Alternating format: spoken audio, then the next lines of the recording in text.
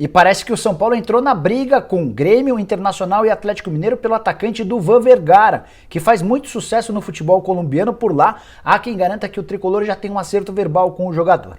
Vou te falar no vídeo de hoje do canal do Nicola sobre esse tema. Quero falar também sobre a disputa entre Palmeiras e River Plate por Borré, para completar chances de título do Flamengo, a possibilidade de um torcedor colorado pagar uma mala branca ao São Paulo. Tem novidades também sobre o futuro do Santos, o Cuca já se despediu, o Ariel Holan já tem data para se apresentar e por último, vamos falar sobre o futebol nordestino versus futebol carioca. Assunto bem importante.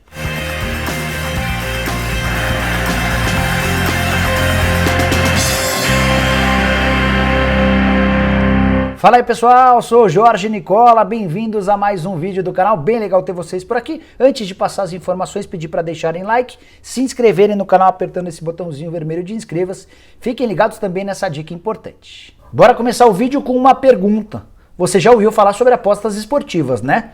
Então certamente sabe que a NetBet é uma referência no assunto e tem um dos maiores e mais confiáveis sites de aposta do mundo. A NetBet é uma empresa que já atua há 20 anos nesse mercado. Isso mesmo, 20 anos. E é patrocinadora de vários grandes clubes do mundo. Para completar, a NetBet ainda oferece uma equipe de suporte totalmente brasileira à disposição para te ajudar em qualquer momento do dia. Mas vamos para a parte que interessa. O link na descrição desse vídeo vai te direcionar para o site da NetBet. E usando o meu cupom, que é YouTube, você vai passar a concorrer a vários prêmios em dinheiro toda semana. Sem falar que você ainda pode faturar muito com as suas próprias apostas. Então cadastre-se agora mesmo na NetBet, faça as suas apostas e concorra a tudo isso. netbet.com.br, o site dos campeões. Primeiro assunto do vídeo para tratar sobre o rebaixamento do Vasco, que se junta a Curitiba, Botafogo e Goiás. Os 4 rebaixados. O Vasco ainda tem 1% de chance de escapar do rebaixamento, mas vai depender de uma vitória contra o Goiás na última rodada, de uma derrota do Fortaleza pro Fluminense e pior, vai precisar tirar um saldo de 12 gols a favor do Fortaleza. É o mesmo que dizer que o Vasco vai precisar vencer o Goiás por 6-0 e vai precisar torcer para que o Fluminense vença o Fortaleza por 6 gols de diferença para dar os 12 da conta. Poderia ser 8-0 num jogo e 4-0 no outro, mas de qualquer maneira algo bem impossível. Os próprios jogadores e dirigentes do Vasco já trabalham com a chance real de o Vasco disputar a Série B. E aí a novidade diz respeito ao fato de nenhum time nordestino ter caído para a segunda divisão. Ceará, Fortaleza, Sport e Bahia todos garantidos na primeira divisão, enquanto o futebol do Rio de Janeiro perde 2 dos seus 4 representantes, o Vasco e o Botafogo. Apenas Fluminense e Flamengo se mantêm na elite do futebol nacional.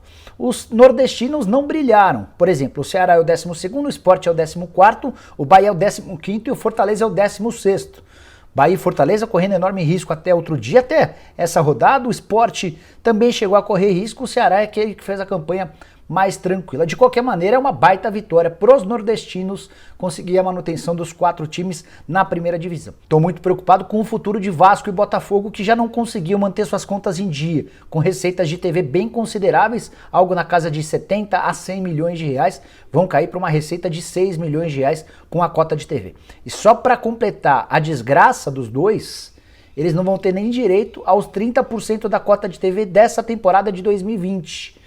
Isso porque as cotas de TV em TV aberta são pagas da seguinte maneira: 40% do bolo de forma igual para os 20 clubes, 30% de acordo com o número de partidas transmitidas em TV aberta e outros 30% de acordo com a classificação final. Mas os 4 rebaixados ficam fora dessa premiação. E Botafogo e Vasco, dessa maneira, vão ter direito a R$0 em cima disso.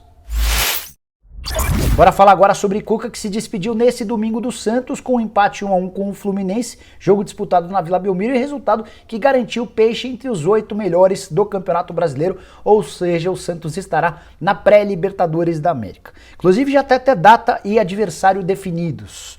O Santos vai enfrentar o Deportivo Lara, time da Venezuela, jogo de ida no dia 9 de março, jogo de volta no dia 16 de março. Primeira partida na Vila Belmiro. E o novo técnico do Peixe nesse confronto será Ariel Holan.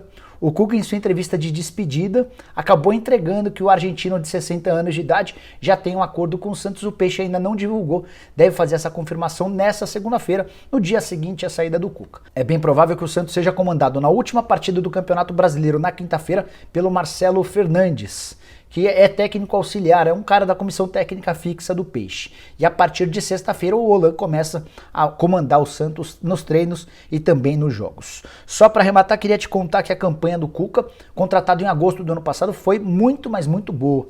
Além de levar o time ao vice-campeonato da Libertadores, agora garante a classificação para pré-Libertadores. 44 jogos, 18 vitórias, 14 empates e apenas 12 derrotas. Só para completar, conversei algumas vezes com o Cuca nos últimos dias e ele disse que não queria continuar no Santos, nem vai aceitar outros convites, porque precisa descansar ele e precisa também estar um pouquinho mais perto da família. Vale a lembrança de que a mãe e a filha do Cuca estão internadas por causa da Covid. Você, torcedor do Flamengo, que tirou sarro daquele Colorado, que desembolsou R$1 milhão para que o Rodinei estivesse em campo, saiba que ele não parou por aí.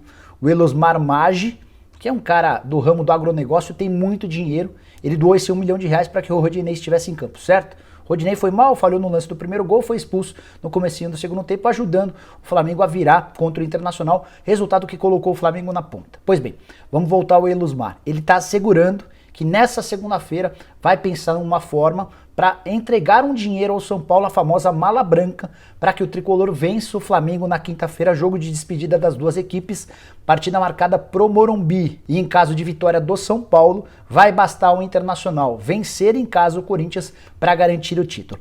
O Elosmar deu uma entrevista à Rádio Gaúcha dizendo o seguinte, abre aspas, vou injetar dinheiro no São Paulo para a gente ser campeão. Vou estudar com a minha parte jurídica como proceder amanhã. Amanhã, no caso, nessa segunda-feira.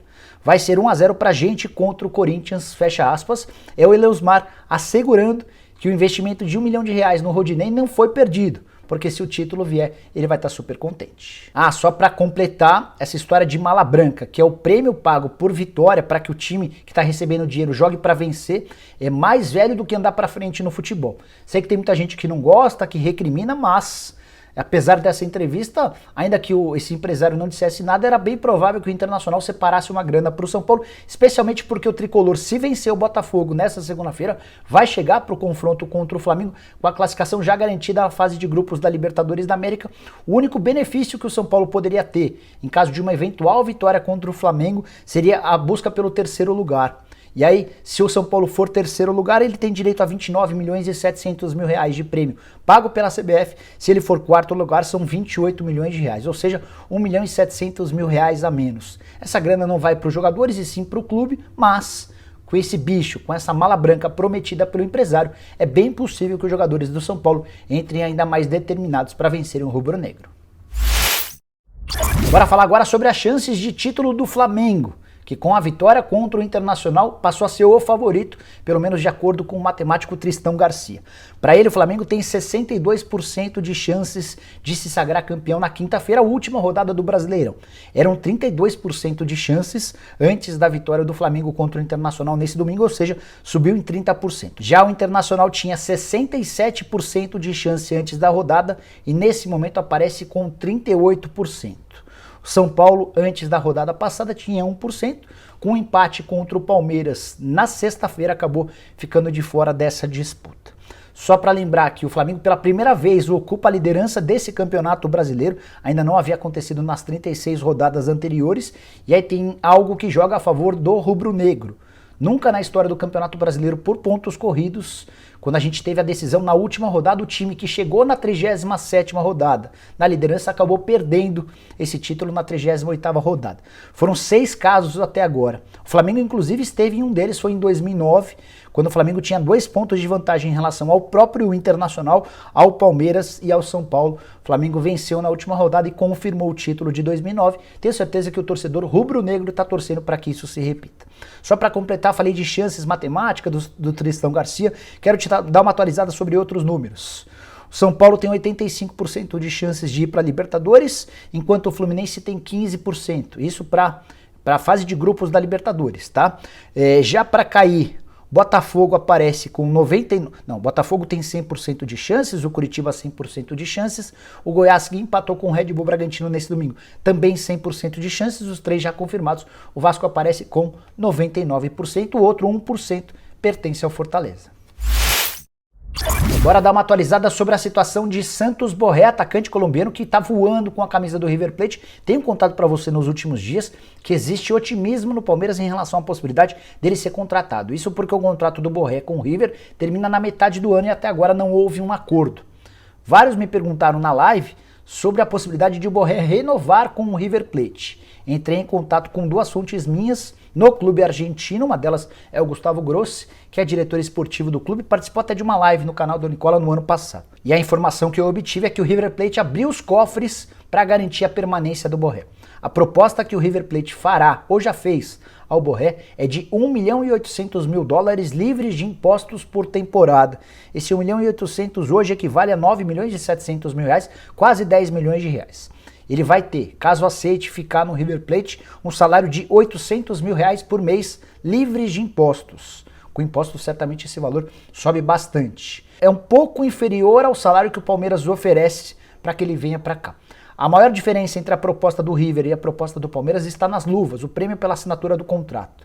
O Palmeiras oferece algo na casa de 3.800.000 euros. Esse valor equivale a 25 milhões de reais, que serão diluídos ao longo do tempo de contrato. O River Plate também paga uma luva, mas tem a promessa feita ao jogador que, caso ele renove, ele pode ser vendido até já na metade do ano, caso apareça uma proposta boa do futebol europeu. Só para contar que o Borré, com esse US$ 1.800.000 por temporada, passaria a ser o jogador mais bem pago do clube argentino. Esse status era até outro dia do Prato, que ganha US$ 2 milhões por temporada. O Prato foi jogar por empréstimo na Holanda. Hoje os mais bem pagos são o Enzo Pérez e o goleiro Armani, que ganham US$ 1,5 milhão cada um. O atual salário do Borré é de US$ 1 milhão, ele praticamente dobraria o valor. O River não consegue cravar que o Borré vai aceitar essa proposta, mas o River está jogando pesado, está oferecendo mundos e fundos para tentar manter o atacante colombiano. O Palmeiras ainda não desistiu das negociações, as cartas ainda estão na mesa. Antes de gravar o vídeo, até conversei com o André Cury, que é um empresário brasileiro que negocia em nome do Palmeiras com o Borré. O André Cury garante não saber nada a respeito da renovação do contrato, ela não aconteceu com o River Plate. Mas a notícia é que o River Plate abriu os cofres para tentar segurar seu atacante. Bora fechar o vídeo falando sobre Duvan Vergara. Talvez pelo nome você não se lembre, mas se assistiu a algum jogo do América de Cali recentemente, certamente vai lembrar dele. Atacante que descolore o cabelo, de muita velocidade, um inferninho, atacante de velocidade, bom drible, finalização bastante perigoso. Deu, por exemplo, enorme trabalho no jogo contra o Internacional na Libertadores da América. Naquele 4-3 do Inter, em cima do América de Cali, o time dele. No Beira-Rio, o Duvan Vergara fez um gol e deu uma assistência. E desde aquele dia, o Eduardo Cudê havia pedido a contratação do jogador. O Rodrigo Caetano, então diretor executivo de futebol do Internacional, chegou a negociar com o América de Cali e acabou não rolando, embora esse namoro com o Internacional siga. O Rodrigo Caetano foi para o Atlético Mineiro e o Atlético continua monitorando essa situação do Vergara. Outro clube brasileiro que tem interesse é o Grêmio, mas a novidade está no São Paulo. Uma rádio colombiana chamada Zona Libre, confesso que eu nunca havia ouvido falar, noticiou nesse domingo que o Vergara já tem um acerto financeiro, um acerto salarial com o São Paulo. Falta a parte mais difícil, que é um acerto entre o São Paulo e o América de Cali. O América de Cali tem como dono um cara extremamente rico na Colômbia e até por ter bastante dinheiro ele não costuma fazer negócios ruins. Ele só aceita vender seus jogadores por propostas bastante bacanas.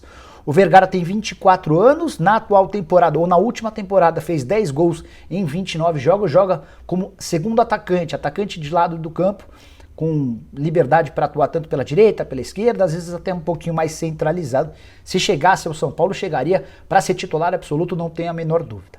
Como essa informação surgiu na Colômbia muito tarde, mandei mensagem para o presidente do São Paulo, para o Júlio Casares, e também para o Rui Costa, mas já invadindo a madrugada de domingo para segunda, ainda não obtive resposta.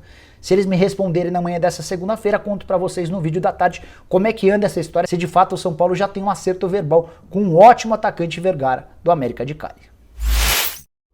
Bom, pessoal, eram todas essas as informações que eu queria dividir com vocês no vídeo de hoje do canal do Nicola. Espero que vocês tenham curtido o vídeo. Deixem like por aqui. Quem ainda não se inscreveu no canal do Nicola, aperta esse botãozinho vermelho de inscreva-se. Combinado? Nos vemos de tarde. Até lá. Tchau, tchau.